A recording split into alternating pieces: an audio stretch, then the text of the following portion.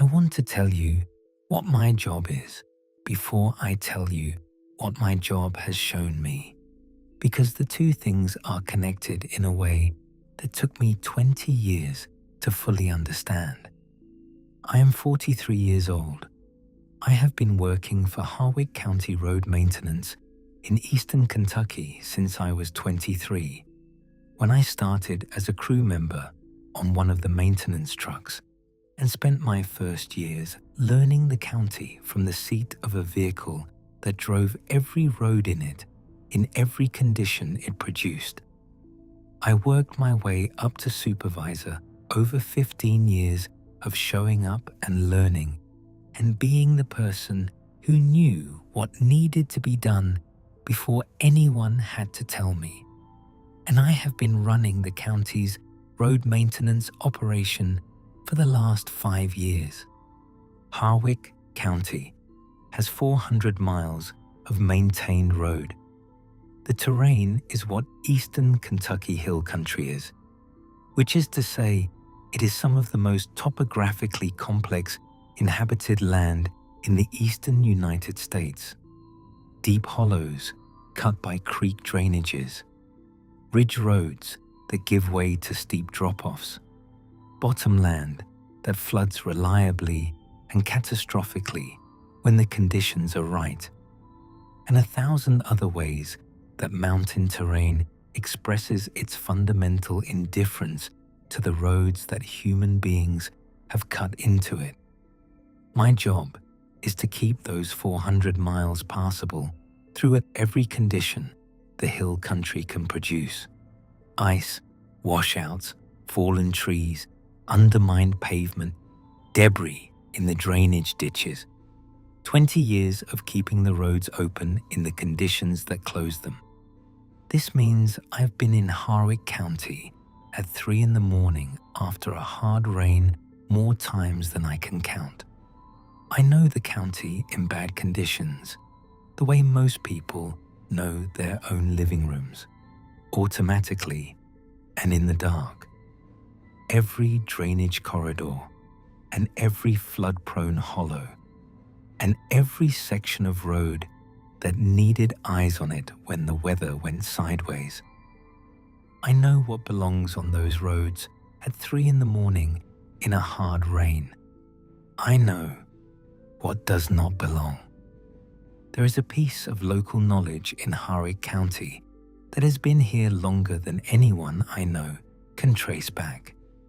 It is not exactly a warning and not exactly a superstition, and it sits in the space between those two things that rural mountain communities have always had a category for, even when the outside world did not.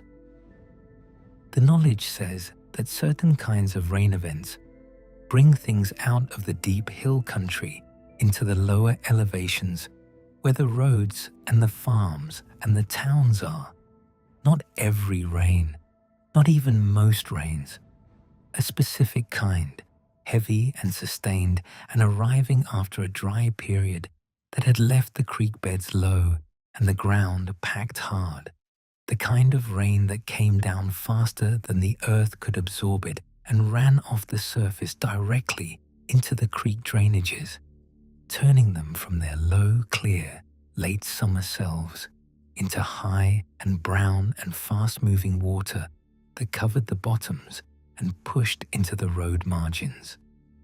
The old-timers in Harwick County had various ways of saying the same thing about those conditions. My grandfather, who farmed in this county for 60 years before he died, had the version I remember most clearly. He said when the creek runs fast and brown, you stay on your porch. He said not because the road was dangerous from the water, though it was, but because the road was dangerous from what the water pushed ahead of it. He said the things in the high hollows did not want to come down any more than people in the low country wanted them to, but flooded cover left them no choice, and the flooded thing with no choice was not something you wanted to meet on a county road at night. I heard this at age 12 and did not think seriously about it again for 19 years.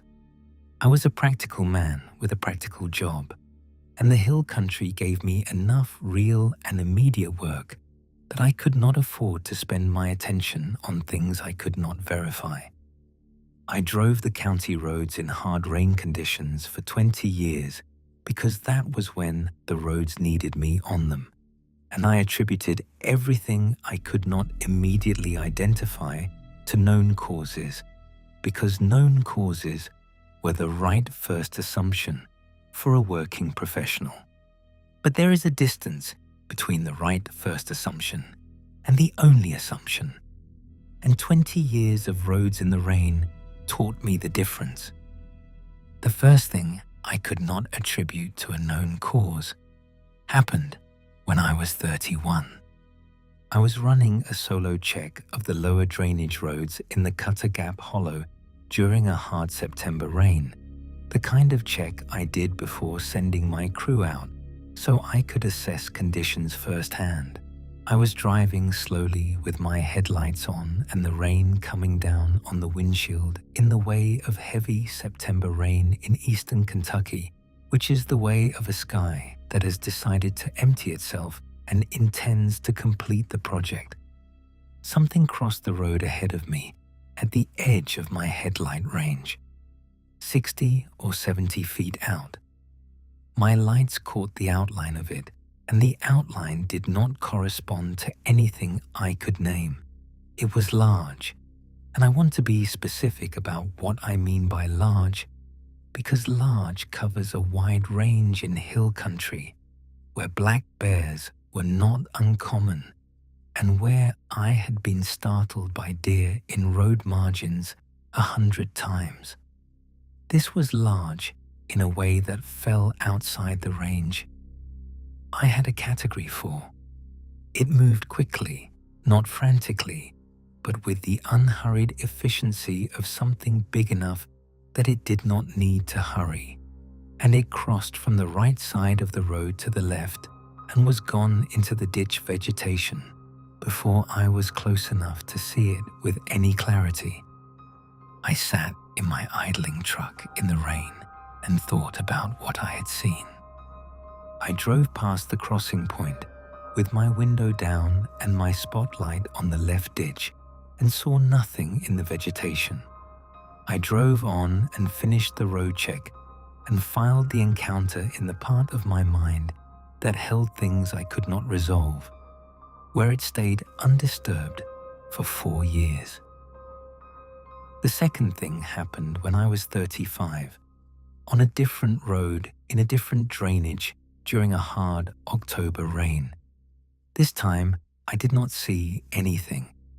What I experienced was the sound. I know what eastern Kentucky hill country sounds like from inside a truck cab in heavy rain, which is to say, I know exactly what the baseline was against which the sound in the right ditch registered as wrong. I was driving the lower Boren Creek Road at 15 miles an hour, windows up because of the rain, and the sound of something very large moving in the ditch vegetation on my right side came through my closed window and my cab roof and was not ambiguous. It was keeping pace with my truck, not running ahead of me and not falling behind, moving at 15 miles an hour through flooded ditch vegetation for approximately a quarter mile before it stopped or turned away. I stopped when it stopped. I sat in the dark and the rain on the lower Boren Creek Road, and I thought about my grandfather's saying for the first time in 4 years. The creek was running fast and brown. It had been running fast and brown on both nights. I found Lena through my oldest crew member, a man named Bert, who had worked Harrick County roads for 30 years before I arrived, and who, when I described my second encounter carefully and completely one afternoon in the equipment yard, listened without surprise and gave me a name. He said If I wanted to understand what I had been hearing on the drainage roads in heavy rain, I should go talk to Lena, who lived on the ridge above the Cutter Gap Hollow and who knew more about the rain and what it brought than anyone he had encountered in 3 decades of road work in this county. I drove up to her ridge on a dry afternoon, and we sat on her porch, and I asked her what she knew. She told me without drama or performance, the way a person told something they had known so long, that the telling was simply a transfer of information, the strangeness of it worn completely smooth by decades of familiarity. She said the deep hollows and the high ridge country above the inhabited elevations in Harrick County held things that her family and the families before them had known about for as long as anyone could trace back. She said these things were not dangerous in the way that dangerous was usually meant. She had never heard of one harming a person in all the years of her family's knowing about them, and her family had been on that ridge for 4 generations. But they were large, and they were not anything in the county's ordinary wildlife, and encountering one on a road at night in the rain was a serious experience with serious effects on the people who had it. She said the rain connection was real and specific. Not any hard rain, but the fast runoff rain on dry ground that filled the creek drainages quickly, the kind that pushed the things down from the high country because they needed the drainage corridors to move. And when those corridors flooded, the things moved with the water towards the lower country. She said they did not want to be in the lower country any more than the lower country wanted them there. They moved through and they went back when the water receded. She said the danger was not that they were aggressive, but that they were large and in unfamiliar terrain and moving with purpose and encountering something very large and purposeful on a narrow county road in the dark, and the rain was dangerous. The way standing in a road when a loaded truck came through was dangerous. Not malice, size and momentum. She said the practical knowledge her family carried was simple. Do not be on the drainage roads during the first several hours of a heavy runoff rain event. Get inside before the creeks started running brown and stay inside until they ran clear again. Then she looked at me the way someone looked at a person who had been walking a narrow bridge over deep water every day for 20 years without knowing how narrow the bridge was. She said I had been driving those roads in those conditions for 2 decades, and I was sitting on her porch, and she was glad for both of those facts. I took what Lena told me and I integrated it into my professional practice, the way a practical man integrated information he could not fully verify but could not set aside either. I could not stop going out in hard rains. That was my job and had always been my job. What I could do was adjust how I went out and what I paid attention to when I did. I started watching creek gauges more carefully before rain events and learning to read which events would produce the specific runoff conditions Lena described. I started routing my solo road checks away from the deepest drainage corridors during the first hours of heavy runoff rain and sending my crew into those areas only after the initial flood peak had passed. I did not explain the routing adjustments to my crew. I adjusted them and the adjustments stood, and my crew, who were all practical men with their own years in the hill country, accepted them without question, because experienced road workers in eastern Kentucky did not need a full explanation for why the supervisor wanted to hold off on the hollow roads until the creek started dropping.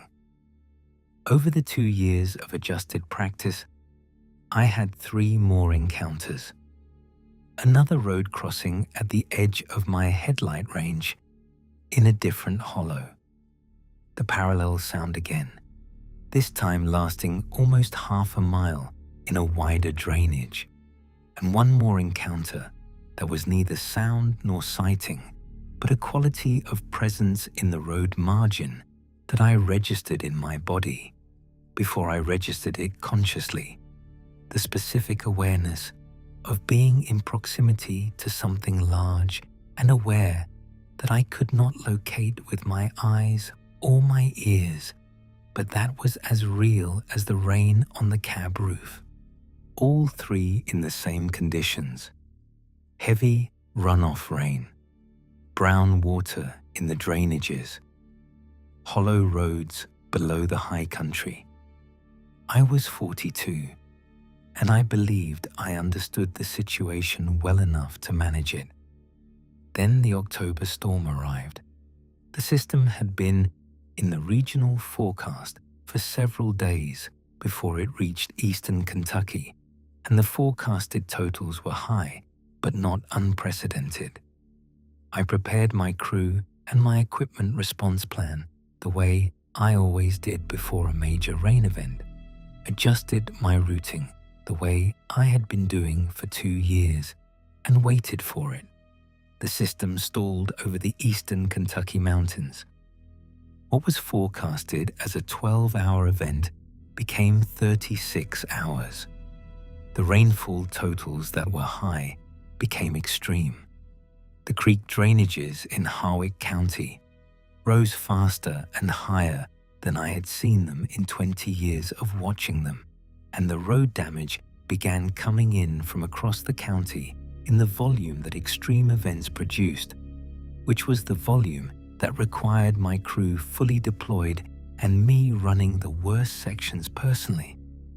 I was on the lower Cutter Gap Road after midnight, the same road where I had my first encounter 11 years earlier, assessing flood damage on a section where the pavement had undermined badly and needed to be marked and barricaded before morning traffic came through. The rain was the heaviest I had driven in since I started this job. The creek was running higher than I had ever seen it in 20 years, out of its banks and across the road margin in 2 places. And the headlights in the downpour had the reduced range that heavy rain produced, maybe 50 feet of useful visibility. I heard the sound in the right ditch, and I recognized it immediately because I had been recognizing it for 11 years. Then I heard the same sound in the left ditch, both sides of the road simultaneously. 2 things, one on each side, keeping pace with my truck through the flooded vegetation. I slowed to a stop. I turned my spotlight from the left ditch to the right ditch and back again. I could not see anything in either one. The vegetation was too dense and the rain was too heavy, and whatever was in both ditches was staying low and staying still while I was stopped and the light was on them. I sat in my idling truck in the middle of the Cutter Gap Road at 2 in the morning in the heaviest rain I had seen in 20 years, and I thought about what Lena had said. They move through. They go back when the water recedes. Not malice, size and momentum. I thought about the creek gauge reading I had checked 3 hours earlier, which was the highest reading I had ever seen it carry, the kind of flooding that pushed everything in the drainage corridors ahead of it and left nothing in the high hollow country that had not been displaced. I thought about how many of them might be moving through the lower drainages on a night like this one, pushed down from the high country by the worst flooding in a decade. Then something walked out of the right ditch and onto the road in front of my truck. I have been trying to describe this accurately since October, and I have not found a description that fully satisfies me, which is the same problem that other people in similar situations have described, and which I now understand is not a failure of observation, but a failure of the available vocabulary. What I saw was real, and I observed it carefully in the 40 seconds it stood in my headlights, and my observations are not in question. The vocabulary is in question. Every category I reach for is either too small or too specific, or wrong in some way that makes the description less accurate than saying simply that it was outside the categories. I will say it was large. I will say that the size of it in my headlights, which was closer than any of my previous encounters, was large in a way that recalibrated the word. I will say it was standing in the road facing my truck with the patient quality of something that was not alarmed by the truck or the lights, that had been displaced from its range by the worst flooding in a decade and was moving through the lower drainage corridors because it had no choice, and that was on this road at this moment because this road crossed the corridor it needed to use. I will say it looked at me, not at the headlights, at me. There is a difference, and I know the difference from 20 years of fieldwork in country with large animals. The difference between an animal registering a light source and an animal identifying the person behind the light source and directing its attention at the person. This was the second kind. It stood in the road, in the rain and the headlights, and it looked at me for approximately 40 seconds. I have thought about those 40 seconds more than I have thought about most things in my life. It was not a threatening 40 seconds. I want to be clear about that because I think the clarity matters. There was nothing in the quality of the attention that read as threat assessment or aggression, or the particular quality of a large predator deciding whether I was something it needed to act on. It was something else, something that I have landed on as consideration after months of trying to find the right word, the specific quality of a large and intelligent thing giving a situation its full attention before deciding what to do about it. It considered me for 40 seconds. Then it moved off the road on the left side and into the ditch vegetation and was gone. I sat in my truck for a while. I did not get out, and I did not follow it. I waited until my hands were steady, and then I drove forward slowly and continued my road check because the road check needed to be done, and because sitting in the dark, waiting for the thing in the left ditch to also cross in front of me was not a better option than finishing my work. The thing in the left ditch did not cross in front of me. It moved away into the drainage at some point I could not identify, and the rest of my road check was completed without further encounter. The watched feeling was present at a low register for the rest of the night. I went home as the sky lightened with the rain still heavy and the creek still high, and I sat at my kitchen table and thought about 40 seconds and what they had cost me and what they had given me. I drove up to Lena's Ridge the following week and told her what had happened on the Cutter Gap Road.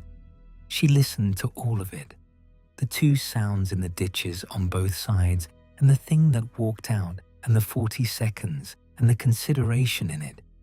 And when I finished, she was quiet for a moment, and then she said what she had said in various forms across the years of our conversations, which was that now, I knew the full shape of what I had been working around for 2 decades. She said the old-timers who developed the rain rule were not trying to prevent attacks. She said she wanted me to understand that clearly because she thought it was the part that most people got wrong when they heard the rule and dismissed it as superstition. She said the things in the hollows had been moving through the lower drainage corridors in heavy rain events for as long as anyone in this county could trace back, and in all that time she was not aware of one ever hurting anyone who was not actively doing something that warranted a response.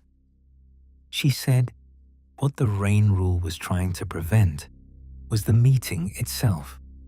She said I already understood this from my years of encounters, but that the 40 seconds on the Cutter Gap Road was the version that made the understanding complete.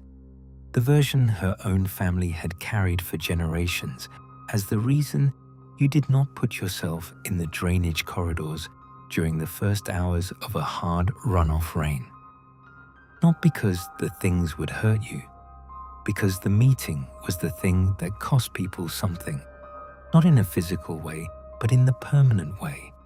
The recalibration of what you understood the world to contain and how full it was and how thoroughly it was occupied by things that had been in it longer than the word occupied had existed.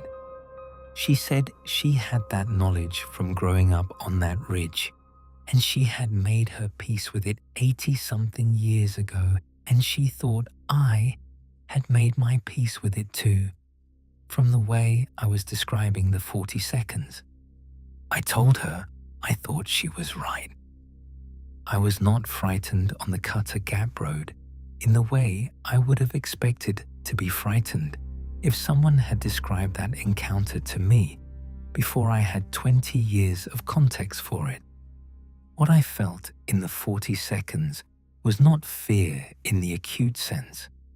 It was something more like the acknowledgement that other people in other situations had described, the mutual recognition between two things that were both exactly what they were, and were both aware of the other being exactly what they were, and the thing moving off the road when the 40 seconds were up had the quality of a decision that I had also made decisions to respect. It moved on. I moved on. The creek ran brown for another day and a half, and then it cleared.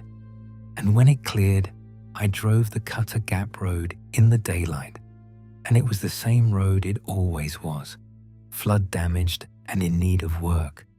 The pavement undermined in 3 places, and the drainage ditches full of deposited debris, and the corridor below the hollow empty of anything that had not been there before the rain started. They had gone back.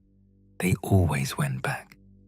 I want to say several things to close this account, and I want to say them in the specific and practical way that my job has taught me to say things, which is plainly and without more elaboration than the situation requires. To anyone who lives in hill country or mountain terrain, with deep hollows and high ridge country above the inhabited elevations, pay attention to whatever version of the rain rule your community carries. I know it sounds different in different places, and I know it has been dismissed in most places as the kind of old superstition that practical modern people do not take seriously. And I am telling you as a practical man who has spent 20 years taking it seriously in the most direct possible way, which is by being on the drainage roads in those conditions for 2 decades, that the underlying knowledge is real. It was not invented by frightened people. It was developed by observant people. People who worked those drainages and those hollow roads in hard rain and who built the rule out of their accumulated experience, the same way I built my routing adjustments out of mine, practically and specifically, and because the experience made the rule necessary. The creek runs fast and brown, you stay in. That is the rule in its simplest form, and it is the rule that has worked in this county for longer than anyone can trace back. The specific conditions it describes are identifiable if you learn to read creek gauges and know what heavy runoff rain looks like on dry ground. If you live in the hill country, you already know the smell of that rain when it starts, and you already know which creeks run brown fastest and how long it takes them to clear. Learn those things. Pay attention to them. When the conditions are right, follow the rule. To anyone who works outdoor jobs in rural terrain, road maintenance and forestry and utility crews and all the other work that puts people in hollow roads and drainage corridors in heavy rain conditions. The encounters I have described are not unique to me. I have talked with road workers in 3 other eastern Kentucky counties over the years who have their own versions of what I experienced on the Boren Creek Road and the Cutter Gap Road, who manage it the same way I manage it now, by knowing the conditions and adjusting their timing and holding the deepest drainage corridors until the flood peak passes. This knowledge lives in the people who do that work in those specific places, and it does not live in any official safety documentation I have ever seen. It gets transmitted the way Bert transmitted Lena's name to me, and the way Lena transmitted the knowledge to me, informally and specifically, person to person, to the people who had already demonstrated through their own encounters that they were ready to receive it.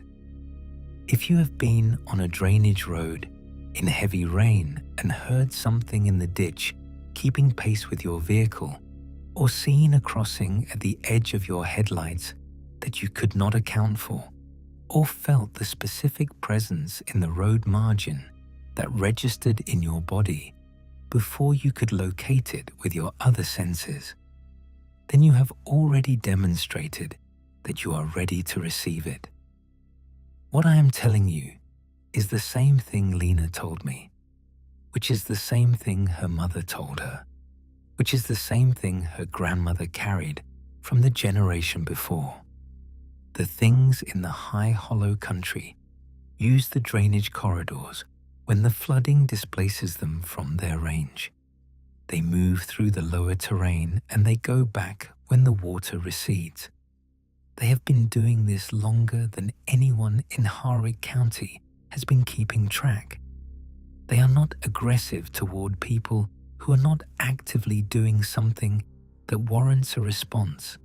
And in 20 years of encounters without physical incident, I believe this to be the most reliable thing I know about them. What they are, I cannot tell you. What they are not is a known species and not a hoax and not a misidentification and not the product of a practical man's overactive imagination on a rain-soaked county road at 2 a.m. I have enough experience in this hill country with enough known species in enough conditions to have calibrated my identification of known from unknown. And what I have been encountering in the drainage corridors for 20 years is unknown in the specific way of something that is outside every category I have available. I have made my peace with that the way Lena made her peace with it, and the way her family made their peace with it over 4 generations on that ridge above the Cutter Gap Hollow. The world is more fully occupied than the version of it that fits inside ordinary daily attention. The hill country of eastern Kentucky has been more fully occupied than its visible wildlife inventory for longer than the county has existed. The old-timers knew this and built a practical rule around it and passed the rule down through their families and communities, and the rule worked, which is the test that matters for practical knowledge. It still works.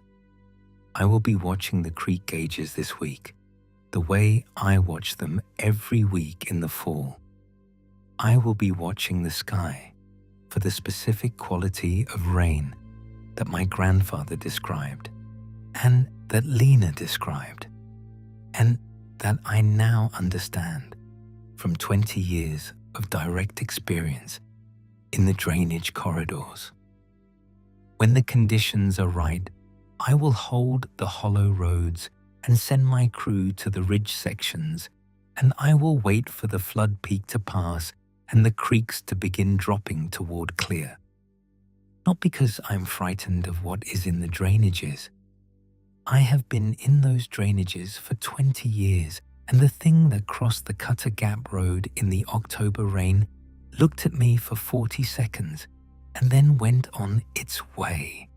And I believe it went on its way because I have been managing these roads with the specific respect of a person who understands what he shares the drainage corridors with, even when I did not have words for what I was sharing them with. I believe it recognized that. I believe it went on its way accordingly. The creek runs fast and brown. You stay in. When it runs clear, you go about your work. That is the whole of the rule. It has been enough for as long as anyone in this county can trace it back. It is enough for me.